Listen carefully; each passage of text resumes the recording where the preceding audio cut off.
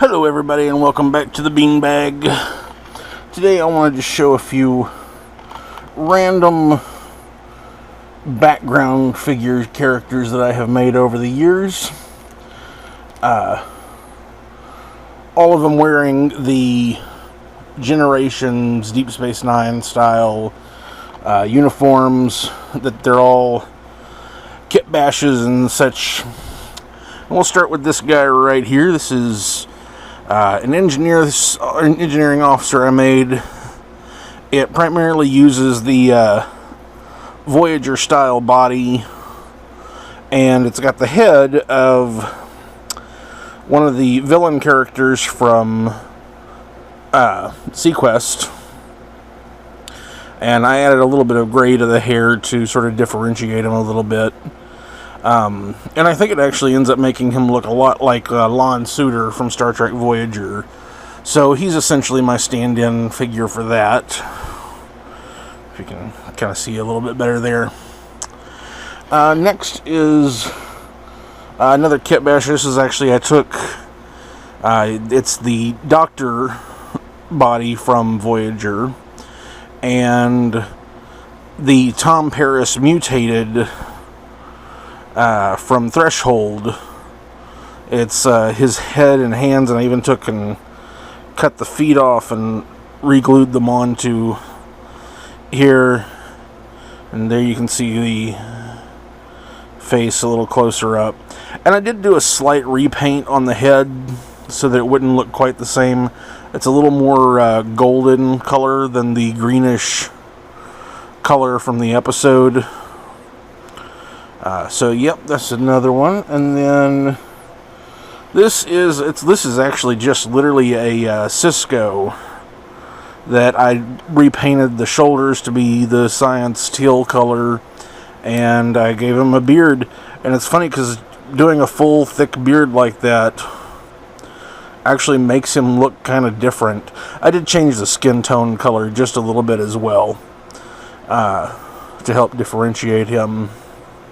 But yeah, I wanted a background science figure, and so I did that. Of course, I had also made, this is another one. I took the Chief O'Brien body, repainted the shoulders to be the blue, the science blue, and then this is the Lucas Wallencheck head from Sequest. It's a pretty simple head switch. And speaking of Chief O'Brien's, this is one of the more elaborate ones that I did. This is it's again, it's just a simple Chief O'Brien. I didn't even change the uniform on this one, but I changed his head, and of course I painted his hands to be an Andorian. And I did it it's more in the style of the way that they looked on Enterprise, with the antenna towards the front of the head, with the Widow's Peak action kind of going on. If it'll come into focus. And so it involved me, I actually had to drill holes into his head, and I put little wires in there and coated them with silicone and paint. So they actually are a little bit movable. You can kind of move them around a little bit. But yeah, and I sculpted up the forehead as well, and then painted them. Now here is one of the Bolian officers that I did.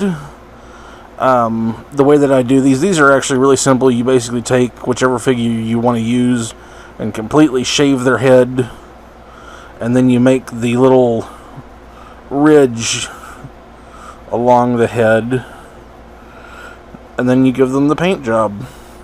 Of course, you have to do their hands as well.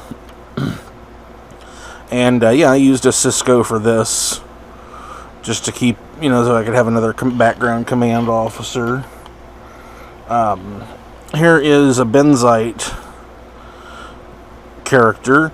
I know that there was actually, and I've seen a few people do this, and it's really all it is you take the hands and the head from the Mordock figure, and you switch them. In this case, is a Tom Paris body, But I've also seen people just put that on a Captain Janeway body, because and I cannot remember her name. It was a lieutenant, I believe, that was in the 3rd or 4th season of Deep Space Nine, which is when we saw that they apparently no longer needed the large breathing apparatus on their chest.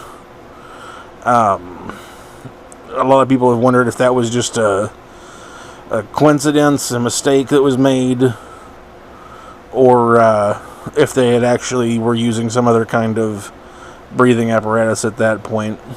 But yeah, so it's a male version of that figure that I made. This one, it's a combination of a few parts. It's the Chief O'Brien body, but I did switch the arms out. I believe this was a Geordie. And the head, it's actually General Kang from Star Trek 6. I left his eye patch in place, but I did shave off his ridges. I got rid of the funky little ponytail on the back, so that he's just a bald guy. Oh, I also took off his mustache. Just a bald guy with an eye patch, and I sort of tried to make the eye patch look a little technical, like it might have something going on sensors wise, so that he can use it since he has apparently lost his eye. And let's see. Then this is another Bolian I made. This is using a Data, which of course is funny because as I pointed out in one of the previous videos, the Data Generations figure the entire body was a reuse of the Cisco figure with a head swap. So yeah, this is a Bolian using Data.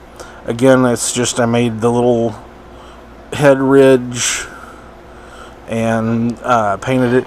And you might have noticed that on this one, if I can grab where I did the other one, I did do a slight color variation, so that the one has his ridges, his hair, his skin has got a little bit more of a green, and the other one's got more of a blue, because I wanted to show that there was like a variation in them, because they try and do that on the show as well, as show variations on them. This is another head swap. It's using a Dax body. I repainted the shoulders to be engineering operations yellow. And then this is the head of Commander Hitchcock from Sequest, which she was actually the chief engineer on there. And I didn't really do anything special with her. I just left the head as it was. But I know a lot of people have used her head for doing other customs as well. It's one of the ones that's a little harder to get a hold of, so you have to kind of do it as you get it. So yeah, and then the very last one is actually kind of a special one to me, because this is literally the very first custom figure I ever did about 20 some odd years ago. I took a Tuvok, because I had a couple of Tuvoks. I had a spare Tuvok, and I was like, I wanted to give him the Spock hairline. Tuvok's hair, came up here, and I was like, I want to have a Vulcan with more of the Spock hairline. And then later on, I realized that it looks a lot like Ensign Vorik, I believe it was, from Voyager. And so at that point, I then repainted the skin to be a little bit lighter, and altered the hair, because I had painted the hair black back in the day, and so I then painted it brown to look more like him. And so yeah, this one, like I said, kind of special because it is. I did that customizing of doing the hair, and let me get it closer so you can see. You kind of see it. It's not perfect. I could always probably go in and sand it and get it a little more smooth in. But, it's because of the fact that this was the first custom I ever did back when I was a teenager in the late 90s. So, yeah, that's it for today. Thank you very much, and I will see you next time. If you enjoy my videos and want to see more, please like, subscribe, and hit that bell icon. Also, you can support the show by signing up on Patreon, or head over to Zazzle to pick up prints of my artwork, prints on canvas, t-shirts, and other merch. You can find me on social media. For more information and updates on the channel, all info is below. If you didn't enjoy the video, why are you still here? Do you want a song? Ba, ba, black sheep, have you any wool? Yes, them, 3 bags full. One for the master, who can screw himself. You can listen to somebody else.